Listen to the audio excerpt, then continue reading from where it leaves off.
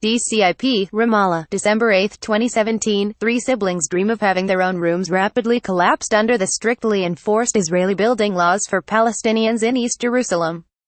Baha Fawaka, 14, and his siblings, Bayan, 12, and Ayham, 7, enjoyed their new rooms for just 2 months before their housing situation took a sharp turn when their father was forced to demolish their bedrooms. "I helped my dad empty the house. We stayed until late hours in the night. I felt pain and grief over a dream that would soon be destroyed," said Baha to Defense for Children International, Palestine. 2 months were like a dream to me. I understood what it feels like to live in a spacious home and have my own room, Bayan said. The family of 5 lived in a 430-square-foot home for 5 years in the Lesson neighborhood, nestled between the Serbafar and Jabal Mukaber villages, in East Jerusalem. This year, the family added 1,290 square feet to the house without an Israeli building permit to afford each child a comfortable place of their own. "The 2 months were like a dream to me. I understood what it feels like to live in a spacious home and have my own room," Bayan, 12, said. In May, armed Israeli forces and employees from the Israeli Ministry of Finance handed a demolition order for the house addition to the children's father, Mahmoud Fawaka. The Israeli Ministry of Finance's Building Regulations and Enforcement Department also questioned Fawaka for 3 hours about his reasons for the addition and the construction process. Bayan stands outside her family's small home in East Jerusalem in August 2017. Photo DCIP Ivan Karakashian. The family's choice to build without a permit was anything but random. Building permits in East Jerusalem are almost impossible for Palestinians to obtain. When Israel unilaterally annexed East Jerusalem in 1967, the majority of Palestinian areas were left without development plans, making construction illegal under the Israeli planning and building law.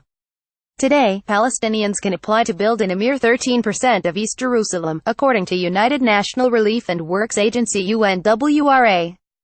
In this small sliver where development plans do exist, Palestinians still often avoid applying for permits due to the arduous, costly, and in many cases unsuccessful, permit process. Applicants for building permits must complete an application form in Hebrew, a language most Palestinians do not speak. For many, this represents a major obstacle. A second roadblock is the application's requirement for a document containing the landowner's signatures. While this may be straightforward, this document could threaten the owner's property rights if Israeli authorities deem them absentees, under the broad parameters of Israel's absentee property law. The process is also costly, with no guarantee of success at the end. In 2015, Israeli media outlet Haaretz reported that only 7% of Jerusalem's building permit approvals were for Palestinian neighborhoods in the city. For all these reasons, many East Jerusalem residents roll the dice and build without permits. If caught, it's a criminal offense under Israel's Planning and Building Law of 1965. Unpermitted structures will be slated for demolition and the builder could be arrested. Bayan talks to her father in their tight kitchen, beside a bed stacked with mattresses. Photo DCIP Ivan Karakashian. After Fawaka's lawyer failed to freeze the demolition order, the only choice the family had left was how the addition would be demolished. They could either wait for Israeli authorities to carry out the demolition and send them a steep bill, or demolish it themselves. "I feel sorry for my father. He was forced to demolish the house. He didn't want to do it," Bayan said. "They told me if they demolish the house it will cost me $80,000 NIS $22,892, said Fawaka. Self-demolition would be a fraction of that price, about $3,000 NIS $858, he explained. "I feel sorry for my father. He was forced to demolish the house. He didn't want to do it," Bayan said. With only 7 years of life experience, Ayham still doesn't understand what happened and his father is unsure how to explain the situation to him. "He always asks me why our house was demolished. I tell him it's because of faults with the building because he won't understand the real reason," said Fawaka. Left Ayham, the youngest child in the Fawaka family, hugs his father. Photo DCIP Ivan Karakashian. Right, Ayham, the youngest child in the Fawaka family, plays with his father. Photo DCIP Ivan Karakashian. The discriminatory zoning plans and building laws in East Jerusalem affect many. At the beginning of the year, Jerusalem District Governor Adnan Husseini estimated that a third of Palestinian homes were under threat of demolition. Between January 1 and October 23, Israel carried out 76 or partial demolitions of Palestinian structures in East Jerusalem because of permit issues, according to United Nations Office for the Coordination of Humanitarian Affairs OCHA. These demolitions displaced 192 Palestinians, including 111 children. In 21 of these incidents, families carried out the demolitions themselves.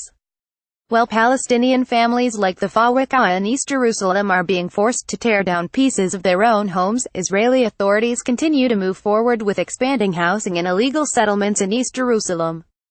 Expansion plans for Nof Zion settlement, located a short distance away from Lesson in Jabal Mukhaber, are underway. If approved, 176 new building permits for Jewish-only housing will move forward in occupied East Jerusalem, in contravention of international law. The children's father, Mahmoud Fawaka, demolished the home addition himself to avoid incurring the much higher cost of a demolition carried out by Israeli authorities. Photo DCIP Ivan Karakashian. After the demolition, Baha told DCIP he moved out.